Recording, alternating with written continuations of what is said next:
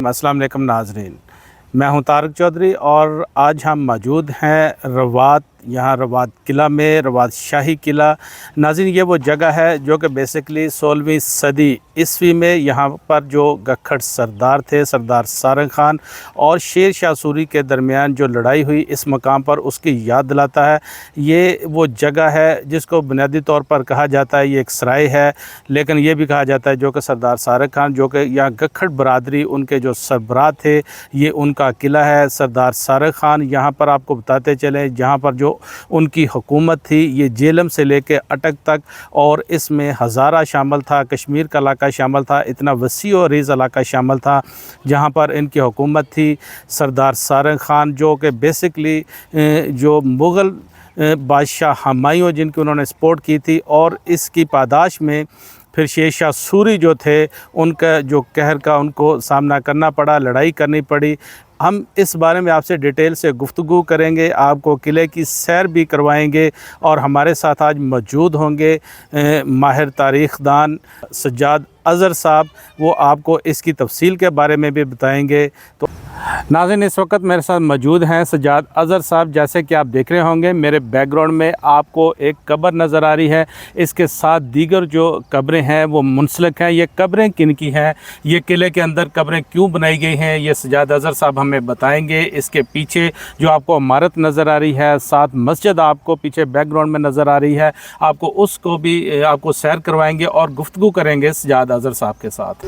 जी सज्जाद साहब, एक तो बताइए, आप जहाँ पर खड़े हैं इस वक्त रवात किला में, आपके पीछे एक बड़ी कब्र है सुल्तान सारंग खान की, इसके अलावा दूसरी कब्रें हैं।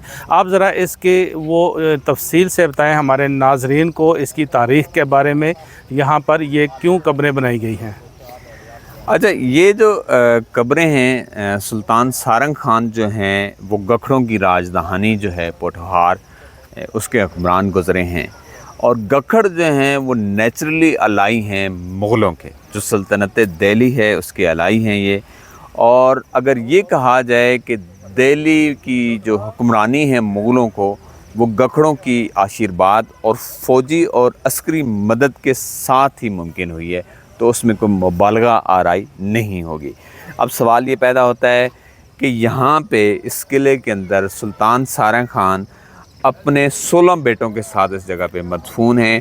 इसके पीछे जो कहानी है वो वफ़ादारी की कहानी है, वो मुग़लों के साथ मोहब्बत से जुड़ी हुई है, और एक ख़ानदानी और नस्ल दर नस्ल जो एक अलायंस है मुग़लों के साथ, उससे जुड़ी हुई है। हुआ यूँ है कि जब शेर शाह सूरी ने हुमायूं को शिकस्त दी, और हुमायूं जो है वो यहाँ से फ़रार होकर ईरान चला गया और वहाँ उसने पनाह ले ली। तो अब शेर शाह सूरी को पता था कि हुमायूं वापस आएगा, और जब वापस आएगा तो उसका इक़्तिदार ख़तरे में पड़ जाएगा। तो इसी के पेश नज़र स्ट्रेटजिक पॉइंट पे, चूँकि यहाँ पे गखड़ बैठे हुए थे, गखड़ों की राजधानी थी, जीटी रोड पे बैठे हुए थे वो, तो शेर शाह सूरी ने अपना एक एलची भेजा सुल्तान सारंग खान के ख़िलाफ़, और उनसे मदद चाहिए कि वो मुग़लों को सपोर्ट ना करें और हमें सपोर्ट करें।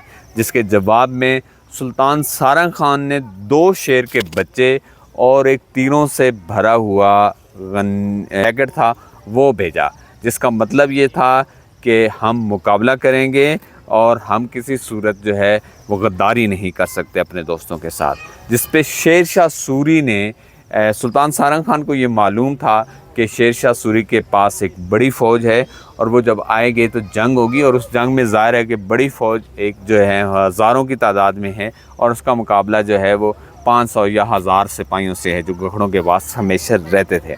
मुकाबला होता है यहाँ पे, इसी जगह मुकाबला होता है, और सुल्तान सारंग खान जो है वो अपने 16 बेटों के साथ यहाँ पे मारे जाते हैं।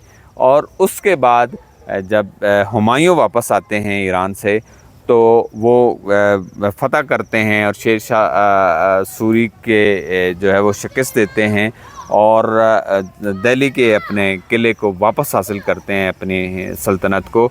तो वो यहाँ शुक्रिया अदा करने इस जगह पे आते हैं और यहाँ फरवाला किला है जो गखड़ों का बड़ा फोर्ट है, उसमें आते हैं। और उस वक्त जो सुल्तान आदम खान हैं, जो सुल्तान सारंग खान के भाई हैं, उनसे मिलते हैं और शुक्रिया अदा करते हैं। 16वीं सदी ईस्वी का ये रवात किला इस्लामाबाद से 16 किलोमीटर दूर रवात के मुकाम पर मौजूद है। ये किला जो कि रवात के मुकाम पर जीटी रोड से मुत्तसिल है। रवात बाज़ार में जब पहुँचें तो वहाँ से ये किला चंद कदम के फ़ासले पर मौजूद है। यहाँ से आप आसानी के साथ रवात किला में पहुँच सकते हैं।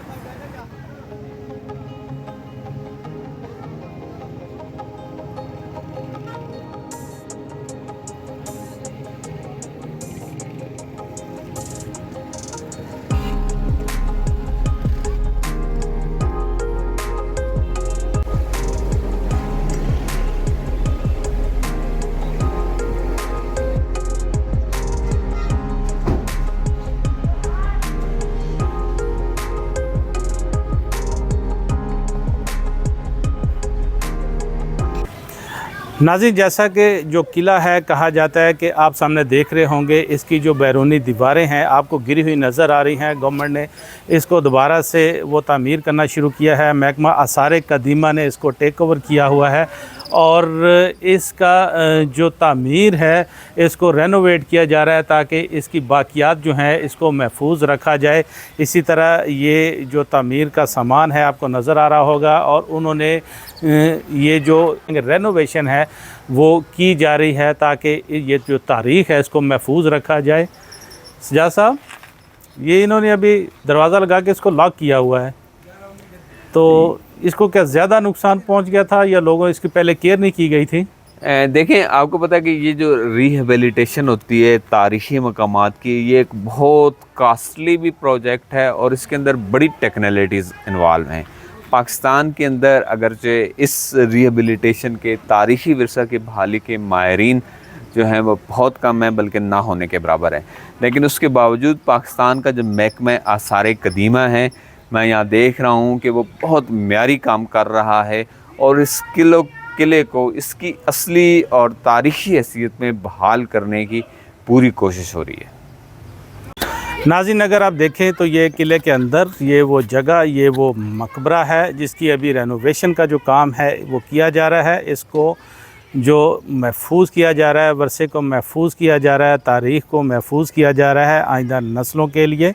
इसके साथ बिल्कुल आपको नज़र आ रहा है ये मस्जिद है, तारीख़ी मस्जिद। और ये जो किला है, जैसे अभी आपको इसकी तारीख़ के बारे में बता रहे थे, इसके सहन में ये कब्रें हैं। आपको मुख्तलिफ़ जगह पर ये सहन के अंदर कब्रें नज़र आ रही हैं। ये जो कब्रें हैं सुल्तान सारंग खान और उनके 16 बेटों की। शेर शाह सूरी की फ़ौज के साथ जब उनकी लड़ाई हुई तो उस दौरान वो यहाँ पर शहीद हुए और उनकी कब्रें जो थी वो सहन के अंदर बनाई गई। अच्छा सजाद साहब, ये हमें जैसे कि बैकग्राउंड में ये मकबरा है नज़र आ रहा है, लेकिन एक बात मुझे आप बताइए, ये जो अबरी कब्रें यहाँ पर बनी हुई हैं सुल्तान सारंग खान और उनके बेटों की, अमूमन तो ये होता है ये कब्रें जो हैं मकबरे के अंदर होती हैं, ठीक है, लेकिन इस जगह पर ये जो कब्रें हैं ये मकबरे के अंदर नहीं बनाई गई बल्कि ये बाहर सहन में मौजूद हैं। इसकी क्या वजह है? अच्छा, इस हवाले से दो रवायतें बयान की जाती हैं। एक तो ये कि जब सुल्तान सारंग खान के भाई सुल्तान आदम खान ने ये मकबरा बनवाया उनके लिए, यहाँ के लिए, तो एक तो ये है कि उनके बाद उन्हें फुर्सत नहीं मिली और कब्रें अंदर मुंतकिल नहीं हो सकी। जबकि दूसरी रवायत ये है कि कब्रें अंदर बनाई गई, मुंतकिल हुई, लेकिन जब भंगी मिसल के सरदार गोजर सिंह भंगी ने रावलपिंडी को कैप्चर किया, गखड़ों को शिकस्त दी, तो उसने अपनी धाक बिठाने के लिए गखड़ सरदारों की कब्रों तक को नहीं बख्शा और उनकी कब्रें उखाड़ दी। ये कब्रें क्या उन्होंने अंदर से फिर बाहर शिफ्ट की जो रवायत? अब ये है कि जब उखाड़ दी तो इसका मतलब है कि ज़ाया कर दी। अब उसके मुकाबले में अब ये कहना कि क्या ये वाकई सुल्तान सारंग खान की कब्र है भी या नहीं है, तो इस रवायत में ये क्वेश्चन मार्क पैदा हो जाता है।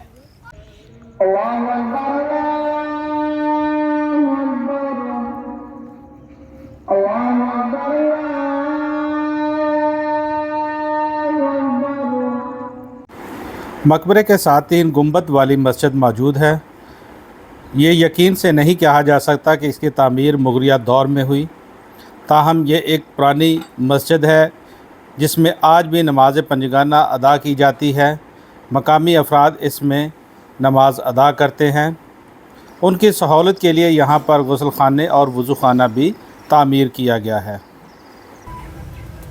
सजाद साहब, आपके पीछे अभी जो मस्जिद है, किला के अंदर मौजूद मस्जिद अभी तक आबाद है, और अगर 16वीं सदी ईस्वी में इस किले को तामीर किया गया तो ज़ाहिर बात है फिर तो ये जो मस्जिद है, जो ख़ास इसके 3 गुंबद हैं, मुग़लिया तर्ज़ की इसकी जो तामीर है, तो कहा यह जा सकता है कि इसको 700-800 साल हो चुके हैं मस्जिद को तामीर हुए।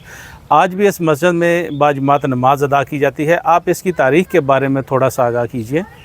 जी, तारिक इकबाल चौधरी साहब, ये जो मस्जिद है इसी तरह की यहाँ पे, इससे अगरचे साइज़ में वो छोटी हैं, लेकिन इस तरह की 3 मस्जिदें यहाँ पे रावलपिंडी में मौजूद हैं। एक गोलियों वाली मस्जिद है, एक कुर्री शहर के अंदर है, और एक कदीम शक्करपड़ियाँ के अंदर उसके आसार निकले हैं।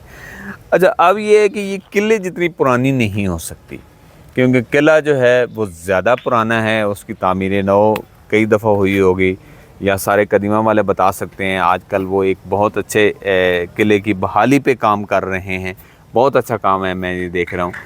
तो ये जो मस्जिद है, चूँकि गखर जो हैं उनके बारे में तारीख़ फ़रिश्ता ये कहती है कि ये 14वीं सदी के अंदर मुसलमान हुआ है ये कबीला।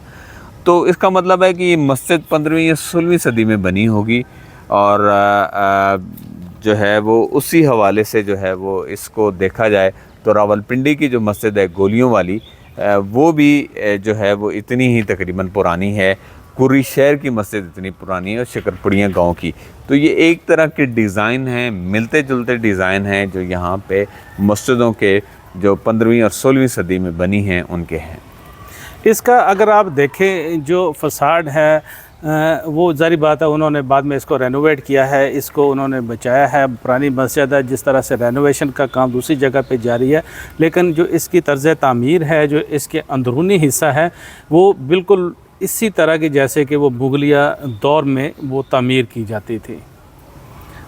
नाज़रीन, ये जो रवात किला है इसके बेसिकली 2 दरवाज़े हैं। एक दरवाज़ा मशरक़ की जानब है जो कि जीटी रोड की तरफ है, जीटी रोड से मुंसलिक है, जीटी रोड से चंद कदम के फ़ासले पर है। और दूसरा दरवाज़ा जैसे कि आप देख रहे हैं यहाँ पर, ये शिमाल की जानब वाक़या है। अतराफ़ में जो लोकल लोग हैं उनके घर बने हुए हैं। रवात का जो ये शहर है ये आबाद है, और जैसा कि हम आपको अभी ये दिखाएंगे कि ये जो किला है, इनके दरवाज़ों के साथ ये छोटे छोटे जो कमरे हैं ये बनाए गए हैं। आपको ये कमरे नज़र आ रहे होंगे। तो ये उस वक़्त बुनियादी तौर पर ये दफ़ाही अतबार से ये कमरे बहुत ही अहम होते थे। इन कमरों के अंदर जैसा कि वहाँ पे जो उनके सिपाही थे वो ठहरते थे, यहाँ पर उनका जो दफ़ाई साजो सामान था ये रखा जाता था। और इसी तरह फिर सीढ़ियाँ हैं, जैसे कि ये ऊपर चढ़ते थे और ऊपर फसील की जानब ये जाते थे। यहाँ पर ये वो जगह जैसे कि आपने देखा होगा उस दौर में जो लड़ाई थी, यहाँ पर उनके जो सिपाही थे, जो फ़ौजी थे, ये खड़े होते थे, और यहाँ से जो हमलावर होते थे उनका मुकाबला किया जाता था। किला जो था उनको बचाता था। अंदर जो लोग थे, सुल्तान थे, उनको यहाँ पर बेसिकली इस जगह से बचाया जाता था, यहाँ से दफ़ा किया जाता था। ये जो जगह है ये दफ़ाई एतबार से बहुत ही अहमियत की हामिल है।